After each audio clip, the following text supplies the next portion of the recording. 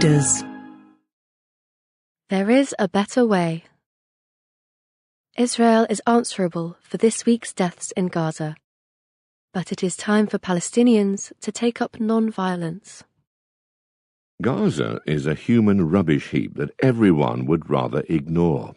Neither Israel nor Egypt nor even the Palestinian Authority, or PA, wants to take responsibility for it. Sometimes the poison gets out when, say, rockets or other attacks provoke a fully fledged war, and then the world is forced to take note. Such a moment came on May 14th. Tens of thousands of Palestinians massed near Gaza's border fence, threatening to return to the lands their forefathers lost when Israel was created in 1948. Israeli soldiers killed about 60 protesters, the bloodiest day in Gaza since the war in 2014. In a surreal split-screen moment, the Israeli Prime Minister Benjamin Netanyahu was exulting over the opening of America's embassy in Jerusalem, calling it a great day for peace. Many countries have denounced Israel. A few have recalled diplomats. Some people accuse it of war crimes. Others blame President Donald Trump for causing the clashes by moving the embassy from Tel Aviv to Jerusalem.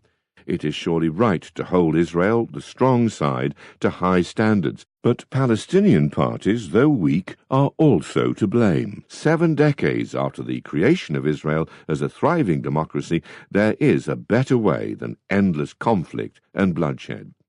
Every state has a right to defend its borders. To judge by the numbers, Israel's army may well have used excessive force. But any firm conclusion requires an independent assessment of what happened, where and when.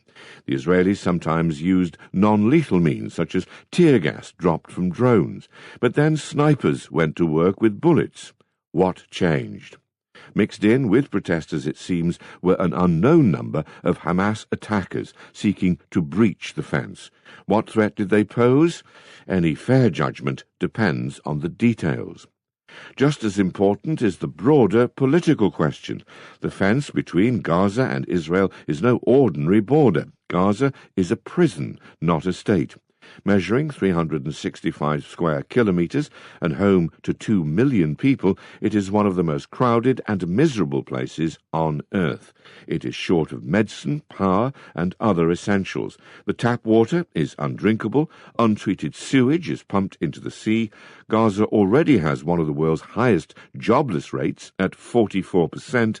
The scene of 3 wars between Hamas and Israel since 2007, it is always on the point of eruption. Many hands are guilty for this tragedy. Israel insists that the Strip is not its problem, having withdrawn its forces in 2005, but it still controls Gaza from land, sea and air. Any Palestinian, even a farmer, coming within 300 meters of the fence is liable to be shot.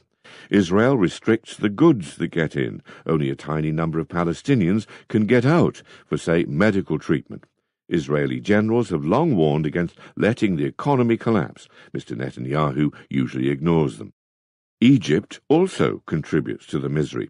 The Rafah crossing to Sinai, another escape valve, was open to goods and people for just 17 days in the first 4 months of this year.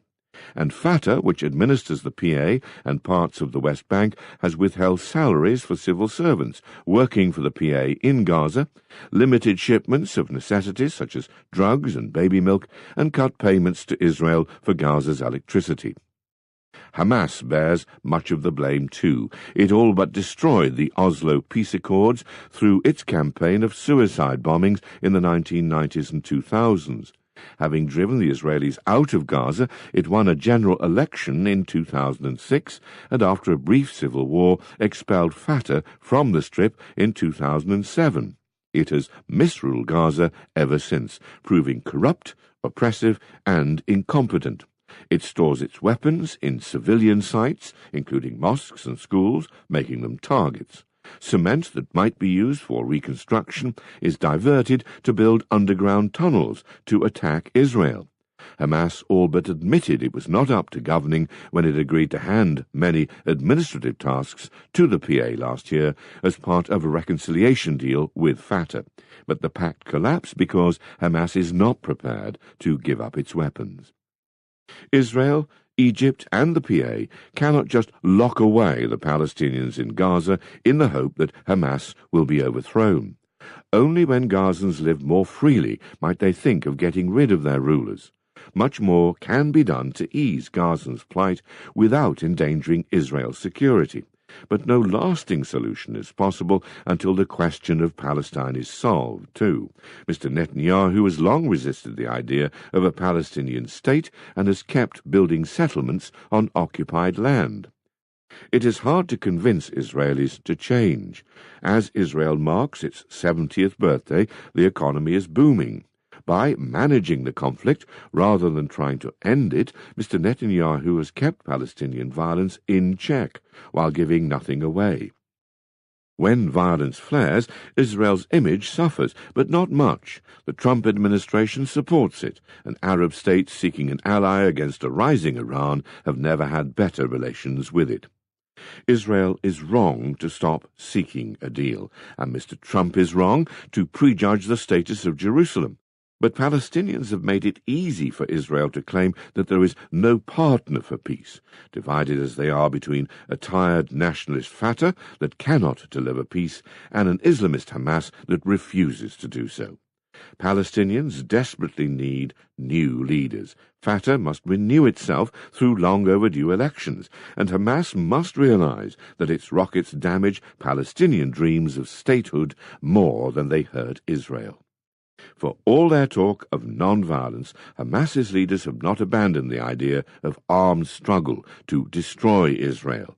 They refuse to give up their guns or fully embrace a two-state solution. They speak vaguely of a long-term truce.